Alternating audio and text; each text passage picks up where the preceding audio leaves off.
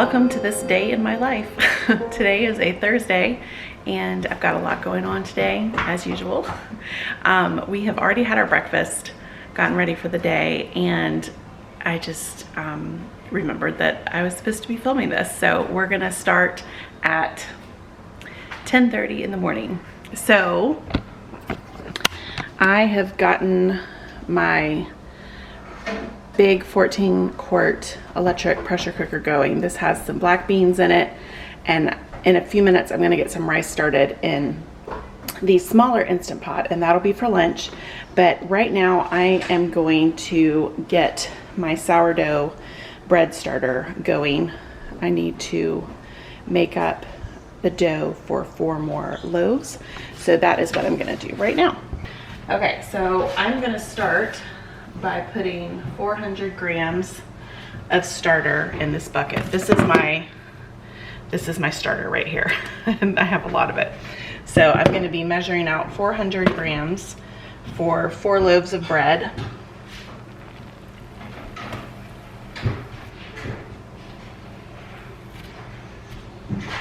Okay, that is a little bit more. That's 420, so we're just gonna call that good. It's close enough. And let's see. Okay, now I am going to be putting in 375 grams times 4 of water. So I should have this calculation written down, but I don't. So I'm gonna do the math real quick because I don't want to do it in my head and risk it not being right. Okay, 1,500 grams of warm water. So let me get that real quick.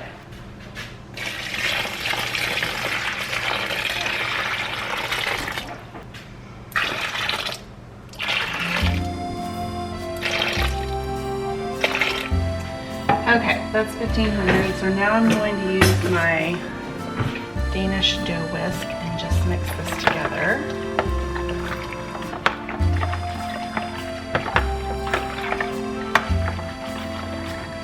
Okay, that's close enough.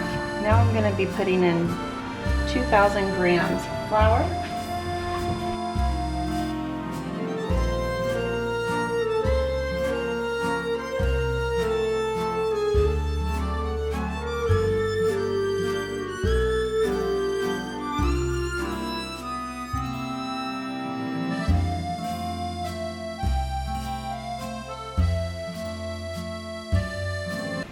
Okay, that's 2,000 grams. I have to have one of the kids refill my flour, my flour jar. Okay, and now I need the salt, 44 grams of kosher salt.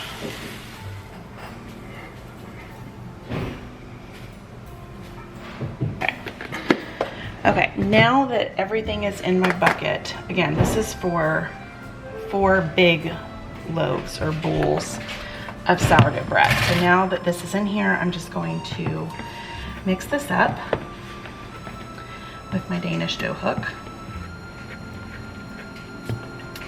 And then after that, I will be stretching the dough 4 times at 30-minute intervals.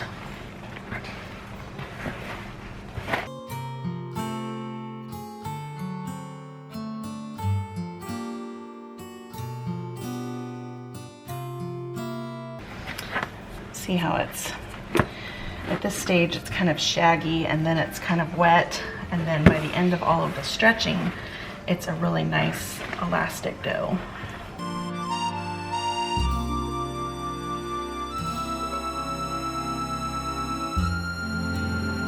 Just trying to make sure I have all of the flour mixed in.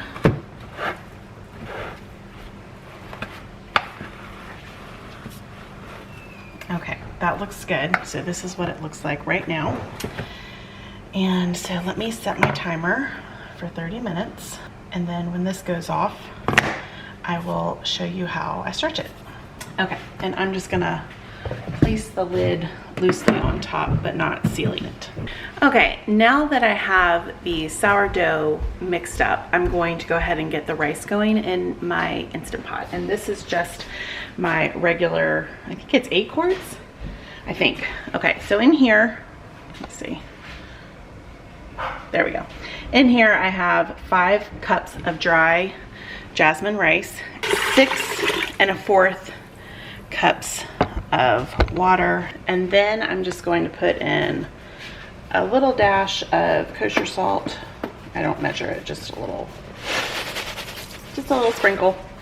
And I am just going to be putting this after I stir it. Here's my spoon.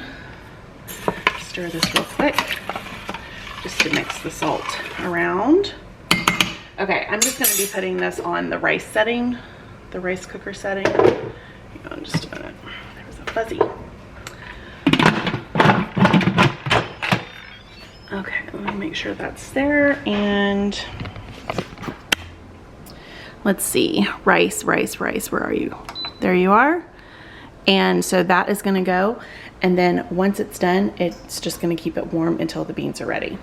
So over here, the Go Wise still has not come up to pressure. That's the one thing about this huge 14-quart electric pressure cooker, is that it does take quite a while to get up to pressure, but I started it at least 30 minutes ago, so hopefully within the next 30 this will be going, but the rice will keep, so that's good. Okay, my timer just went off for the first 30 minutes for the sourdough, so now I'm going to stretch the dough. So I'm just reaching into the bottom and pulling it up. And like I said, the first time I do this, the dough is really wet. You probably can't see how wet it is, but each time I do this, the dough gets a little bit stronger and more elastic. So I just go around my bucket 2 or 3 times, stretching and pulling it over to the top. And to be honest, I don't really know what this does. I think it develops the gluten for a nicer, springier bread, but I am still fairly new to sourdough bread baking, so I don't really know. I'm still just in the follow the directions phase. Okay, so this is what my bread dough looks like now, and I'm gonna set another 30-minute timer, and you can see how wet my hand is with the dough. It's still very wet and sticky, but each time I do this, it will get a little bit less wet, less sticky, and more stretchy. Okay, it's time to stretch the dough again.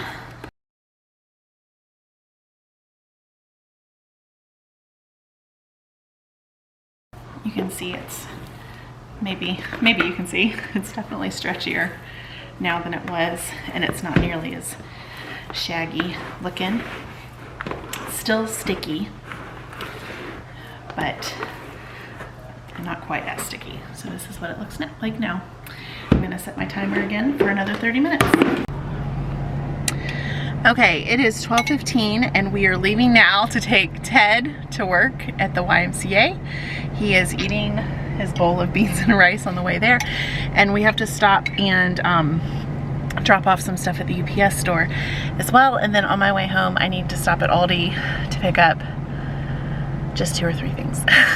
So I went ahead and stretched my dough out one more time, and we will do it the last time once I get home, and then let it start rising.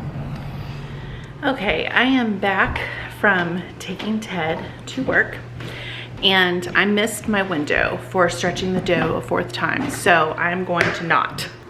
This is what it looks like right now, and it's rising. So once it has gotten to the about right here, that's where I'll be shaping it into the bowls. So it'll probably be at least another 2 hours before that happens. So in the meantime, I'm gonna make crackers, and this is the first time I've done this, so we'll see if it works. Probably would have been smart to not double the recipe the first time that I did it, but it was late last night and maybe I wasn't thinking very clearly. So I'm taking a half sheet of parchment paper and sprinkling flour lightly on it. This is the cracker dough. I refrigerated it overnight because it needs to firm up. And so I have 4 of these. So now I'm going to be rolling this out very thinly. Is thinly a word? I think it is. And I'm just gonna put a little bit of flour on the top and on the bottom. Okay, let's see what we can do here. So it said on the recipe to roll this out to approximately 1/16 of an inch. Even though I am a homeschool mom, I do not currently have a ruler in the house, so we're going to have to eyeball that.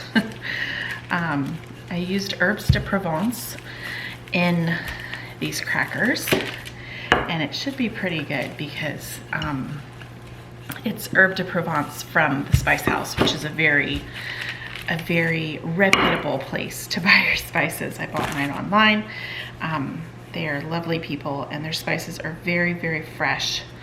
So I think that was probably a smart move on my part to use that, because I think that will just make them next level. Now, if making crackers is something that I start doing on the regular, I probably will have to use a cheaper herb, because they are a bit pricey. But I figured for this first time I could go ahead and do it. So I did. Okay, just trying to get this nice and thin. It said in the recipe that it's okay for the edges to be kind of shaggy, which is good because they definitely are.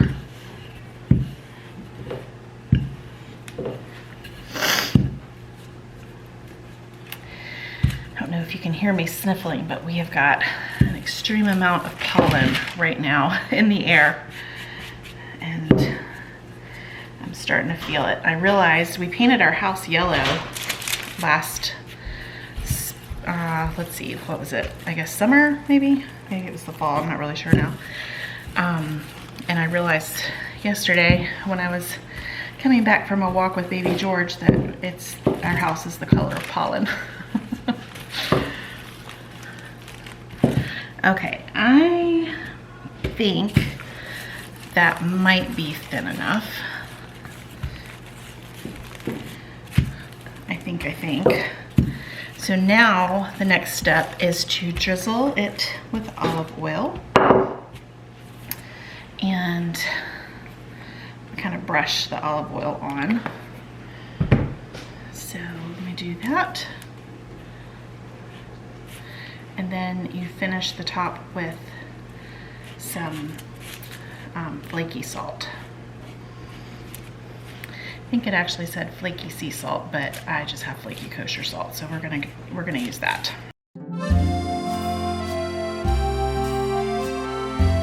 Louie, can you get me the pizza cutter, please? Yeah. Thank you. Hey, where is it? I think it's in that drawer over there. Okay.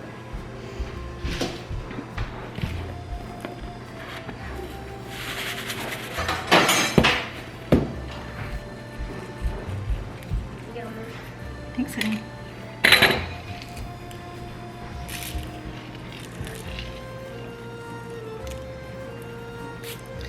Maybe just a little bit more.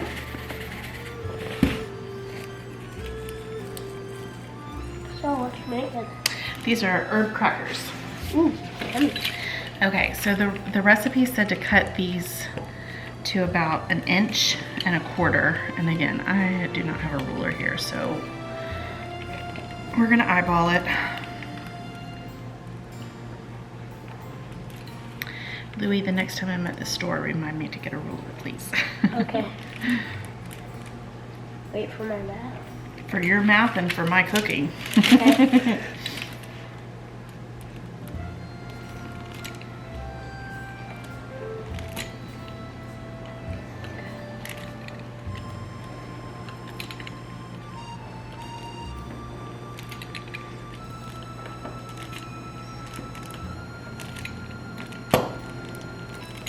What do you think? How does that look, Lou? Does that look good? Okay, so now I'm gonna go ahead and roll out one more sheet of these and then we'll bake them together in the convection oven.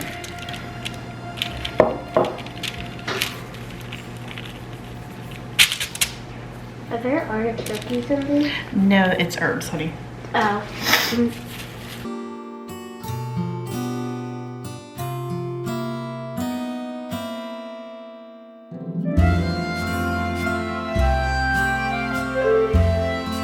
Good news is these were not, the last one at least wasn't too hard to roll out. Some dough, after it's been refrigerated overnight, it's so hard that it is difficult to get it rolled out. But that was not the case here, so I'm thankful for that.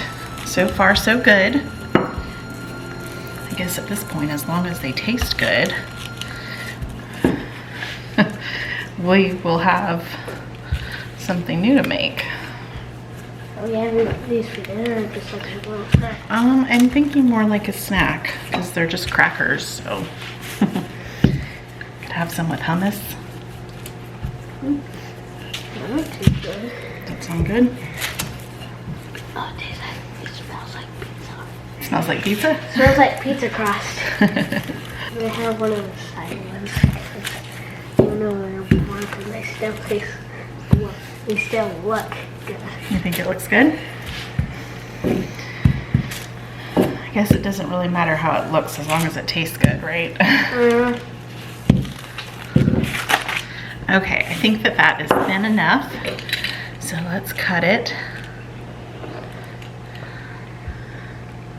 Do you think someday you'll be able to make the dough of it? What do you mean? Like, this stuff. Like. I did make this. You did? Yeah, I made it last night and put it in the fridge. Huh. Well, the wrapping just looks like it. Oh, did I wrap it professionally?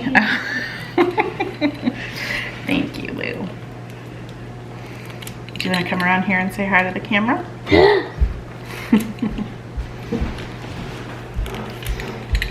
Crouch down right there. Hi. That's Louie. He is going to be 9 years old in how many days? 6. 6 days. Okay, so I've got the crackers done. I'm gonna go ahead and put them on baking sheets and get them in the oven and get the other two rolled out while those are baking. Okay, Louie reminded me that I did not put olive oil or salt on these, so we're back. I went ahead and did that, but then because of his reminder, I also remembered that I'm supposed to prick these with a fork. The recipe said so that they don't puff up like pitas. So that's what I'm doing now. So if you've ever wondered why like Ritz crackers or saltines have holes in them, little holes, I guess that's why. Yeah.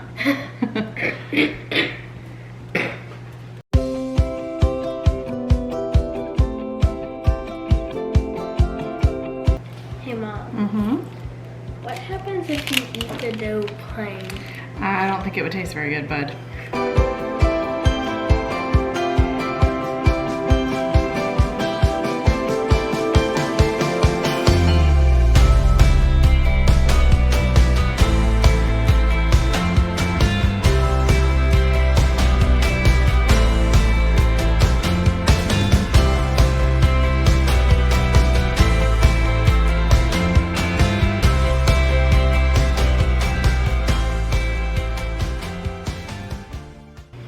Okay, now we're really ready.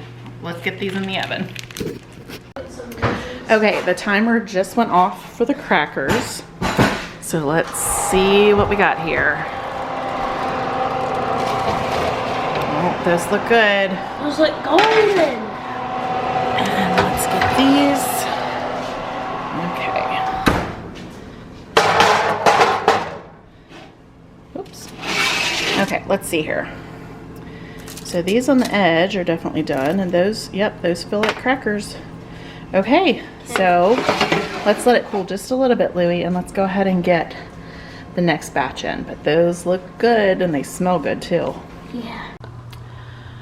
Okay, I just got something really exciting in the mail. I saw this on Instagram, and as soon as I saw it, I fell in love. So I went ahead and bought it. And hopefully this will be something that I get a lot of use out of. Let me set the camera down for just a minute here. Oh, George is eating the crackers. He loves the crackers.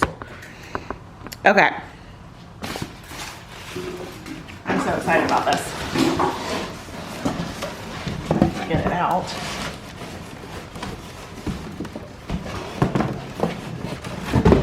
There we go.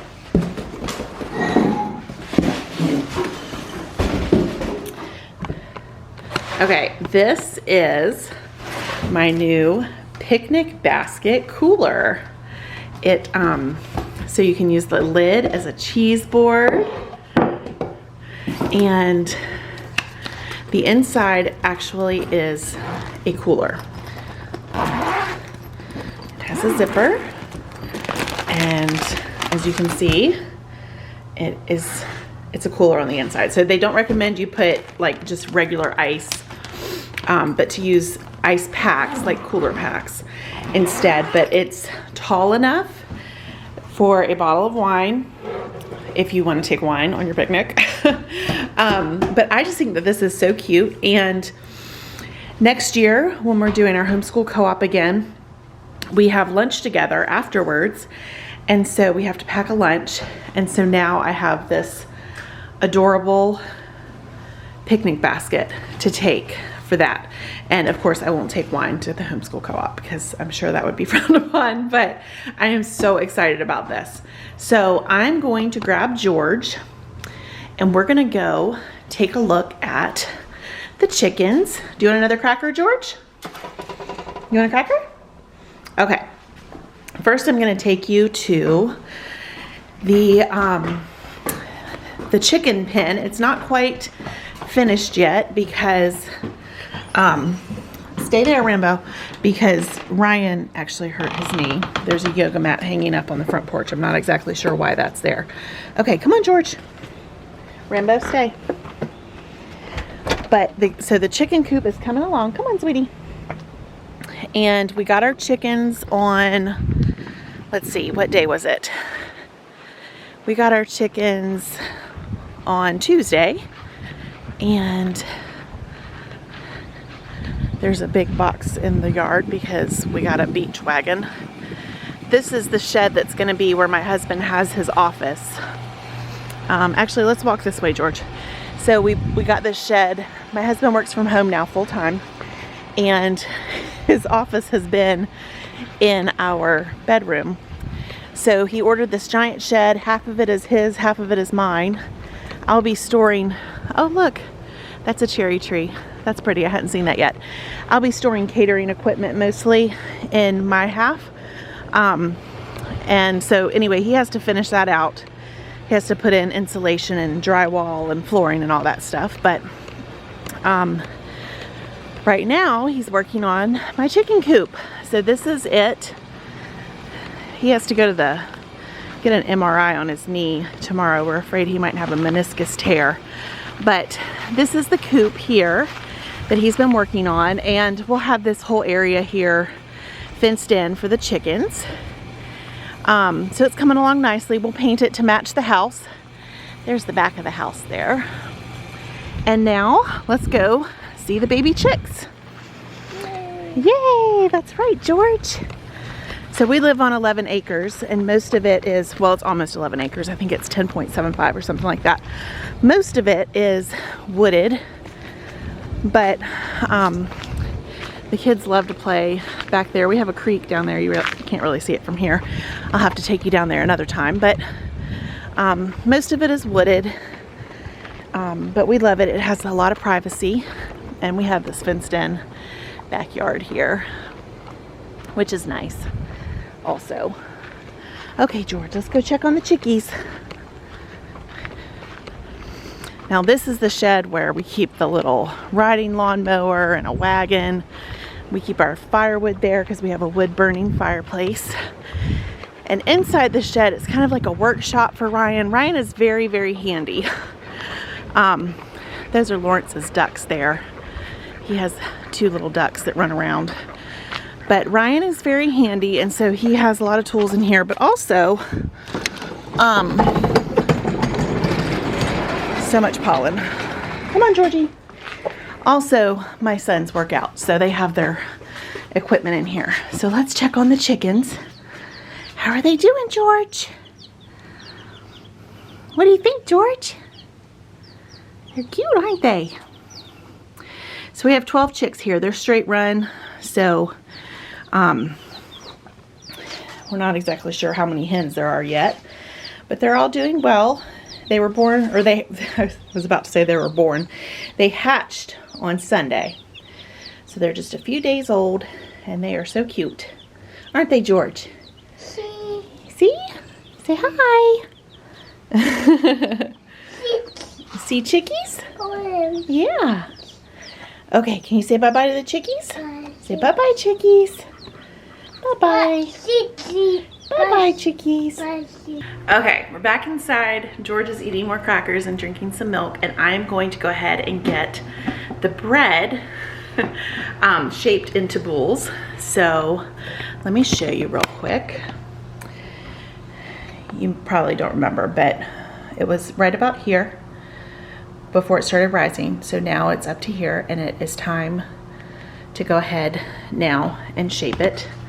They say that you should let it rise to half its original size. So I think that that's where we are now. Okay, so let me put this here, and you can watch me get it shaped. Okay, so the first thing I'm gonna do is sprinkle some flour on my work surface. And now I'm going to just dump this out right here.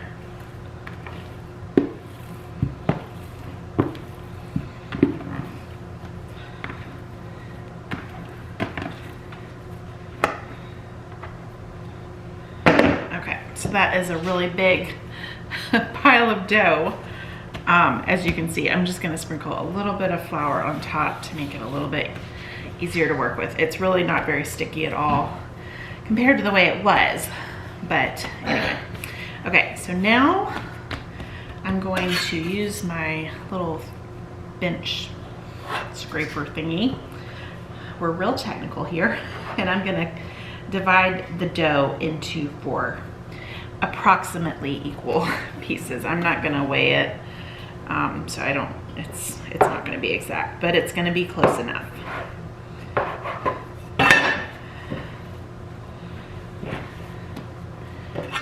Okay, and let me get this guy cut in half. And okay, I'm gonna need a little bit more flour here on my work surface.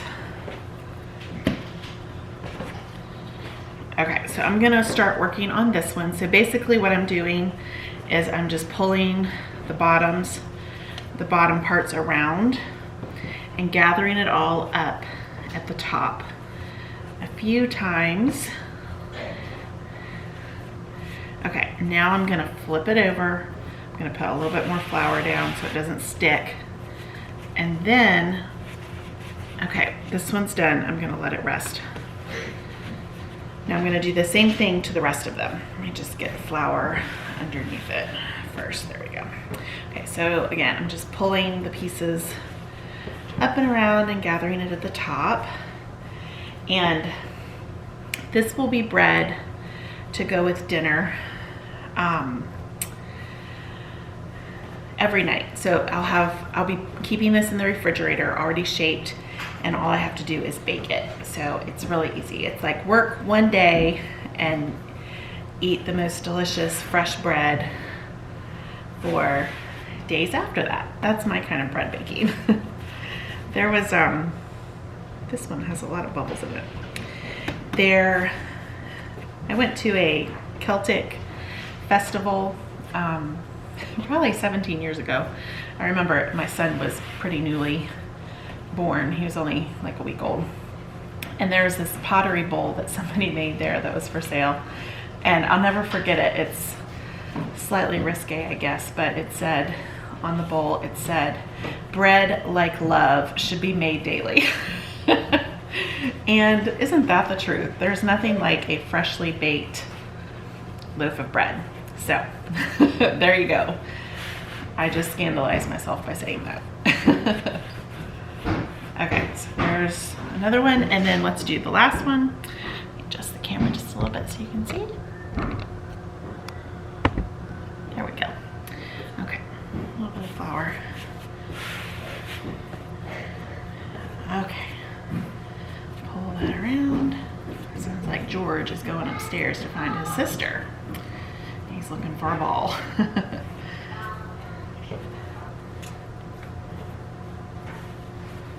Okay, this bread is very bubbly today. Okay, so now these bowls are just going to sit here for the next 30 minutes and rest.